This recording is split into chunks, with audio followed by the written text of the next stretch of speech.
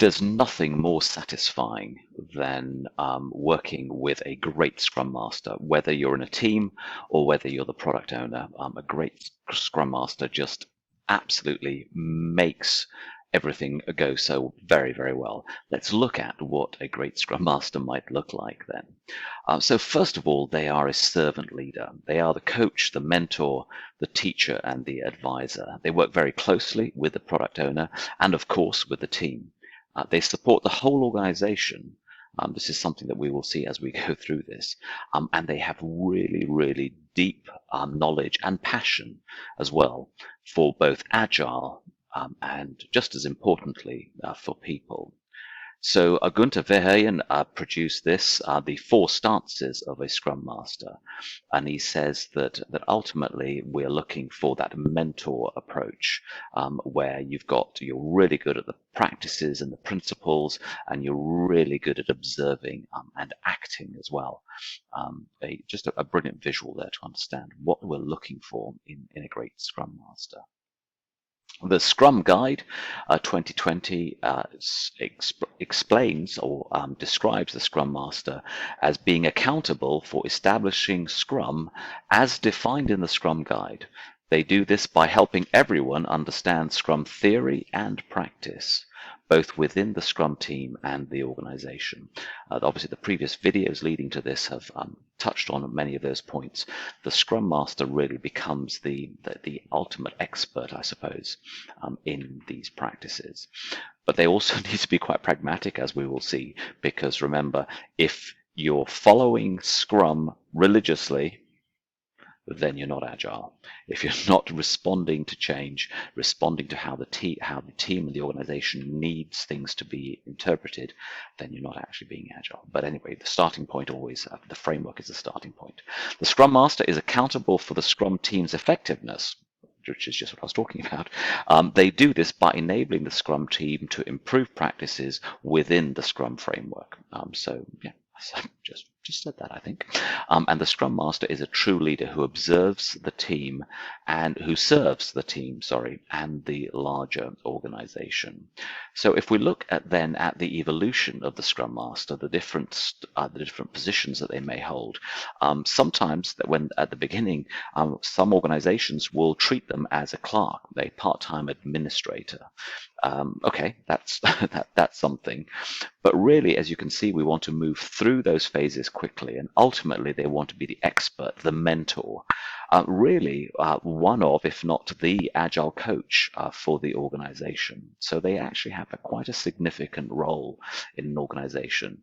Too often I've seen Scrum Masters just being sort of linked to a team, and it's almost like they're just part of the team and almost a little bit ignored. They need to actually help the product owner influence the organization where they can, and if they do that job well, it's just awesome. It's just one of the big pleasures of work when you've got a great Scrum Master. And I'm thinking there are a couple that I'm thinking about right now as I'm describing this.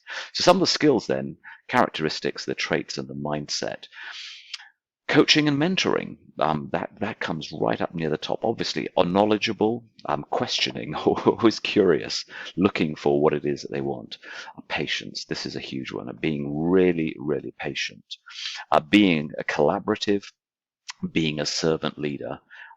Obviously, just like the product owner, being a problem solver and a facilitator and a mediator as well. Having clarity of thought and being able to help the team to do what they need to do. So you can see that from the skills and characteristics. Quite a not what you necessarily expect. I think a lot of people come in and they are thinking that the Scrum Master is like a project manager, maybe, and this is a different feel through the Agile lens. It's a different feel that we get. So traits and mindsets. First one's popped up there already. Pragmatic, collaborative. We would expect that. Customer focused. Again, user focused, customer focused, but also outcome focused. So still being able to help the team achieve that overall goal. Sometimes we have debates and conversations around, should they be task oriented? What should they be doing? I think these sort of traits are the ones that I'm certainly looking for when I'm looking for a good Scrum Master. Thoughtful and empathetic, very, very important, and also protective. I think they need to help the product owner protect the Agile team from the rest of the organization. If the rest of the organization isn't fully Agile, they need to help protect the team, for example, from users who think that they can just ask for absolutely anything at any time and expect to see it right there. So they are involved in helping the product owner to coach and mentor the users and the stakeholders as well as the team itself. They're obviously promoting, again, low ego and humble. Some of the best are just so humble. It's amazing. Emotionally intelligent, and of course with a growth mindset. Some of the best Scrum Masters I've seen are so hands-off, it's just fantastic. They actually encourage the team members to each take turns in leading the various the meetings, the sessions, the times that they're coming together to do things, and giving them that opportunity for growth. And then the other thing, of course, above all else, is making sure that there's a transparency of all the data, all the metrics, and everything that's going on. So then, looking at this again, the servant leader, then head coach, if you will, if you're thinking about this in terms of teams, in terms of sport, as you know, there's a very close link between Agile and sport. They are the head coach, and they are that connection between the team, the product owner, and the organization. Very much linking all those together. So then that quick summary, servant leader, we've said that a few times and we will continue to say it because it is superbly important. Working closely with the product owner, supporting the whole organization, and a passion for agility and for people.